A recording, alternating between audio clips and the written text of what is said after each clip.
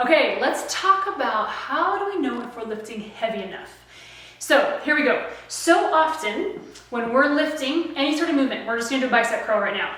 We're talking to our friend, we're yelling at a kid, we're thinking about our grocery list, the argument we got in, you're singing along to a song, or you're smiling. I promise you, you are not lifting heavy enough. That's gonna be more of a cardio workout, which is great. It's movement, and it's okay to have days that are like that sometimes. Just know that with movements and exercises like that, your results will also match, meaning you're not gonna have a lot of massive strength gains, which means more muscle, which means burning more calories, which means more fat loss. So it all goes hand in hand. So you gotta keep in mind that out of 10 reps, as I've coined it, death plus 3. Because as you're doing 10 reps by 7, it should be, oh my gosh, like that was hard. You've stopped singing because you're like, that was a heavy weight. I'm done, like that burned. If you're on a leg extension machine, that rep 7 should be, oh yeah, that burned, I felt it. And we usually stop. Any exercise you're doing, that's where the magic happens though, is past rep 7, and we all stop too soon.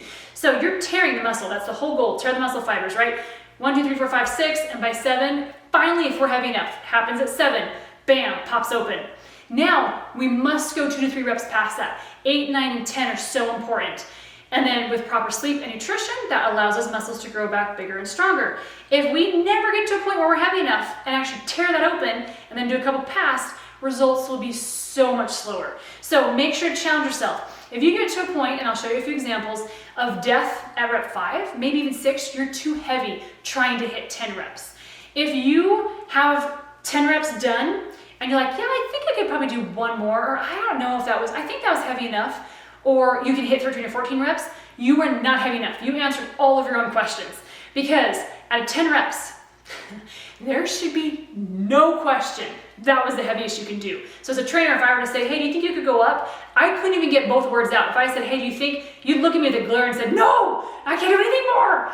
You know when you're at your failure point. And I don't want you to be able to do an 11th rep if you're supposed to be doing 10.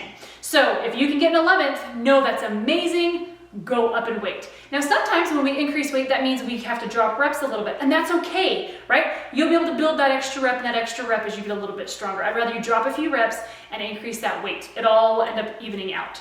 So what does that look like? When you're doing your reps, so we'll just say bicep curls, you'll get to rep 7 and all of a sudden you realize I can't talk anymore. That's hard. And usually when we quit, I pause. So let's just pretend these are massively heavy weights. My back's engaged, everything's engaged. I just did rep 7 and I want to walk away, but I'm not. And you'll know it's amazing how it always hits on rep 7 when you got the right weight. I then, for rep 8, I'm gonna pause. Sometimes I have to readjust my legs, I readjust my back, and inhale. Oh my gosh, that's what another hard rep looks like. There's no talking. If someone comes in and says, hey mom, can I have a snack? You didn't hear them, because all you're thinking about is getting this weight up and down and not dying, okay? Rep 9. I've paused for even 10 seconds.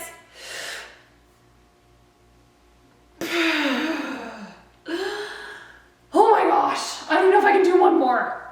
You can. So you're going to pause. Pause 15 seconds if you need to. Shake it out. Wiggle. Get back into your stance. Pull it together.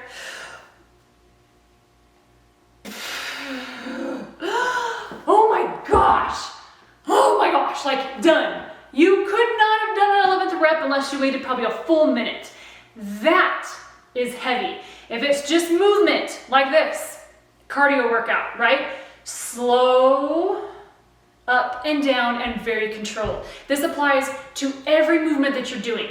And that's further explained, right? If we have 8 reps, death is around 5 or 6 because you've always got 2 or 3 past. If you're looking at 15 reps, death is at 12, got 2 or 3 past to hit 15. It works for every rep range. It takes time though. That's why progressive overload plans are so amazing, because that first week you're finding where the muscle connection is, you're finding the right weight, and then you can challenge yourself that next time and going up. With negatives, as you noticed, as I pulled up, for me, I exhale on this part because for me the negative is harder. You find ways to make things harder, especially at that right weight, because it's very slow and controlled. But I promise you will see much better results when you get to a point to where reps 8, 9, and 10, no talking, no singing, no communicating. All you're thinking about is pausing, get that breath, pull that weight up, and set it back down. No question that you can do an 11th rep if the goal is 10. If the goal is 6 reps, you should not be able to do a 7th rep. You will see massive gains when you take that I'm going to get it mentality. What am I capable of doing? I can do this. So different than just moving them up and down with a lightweight that we're comfortable with.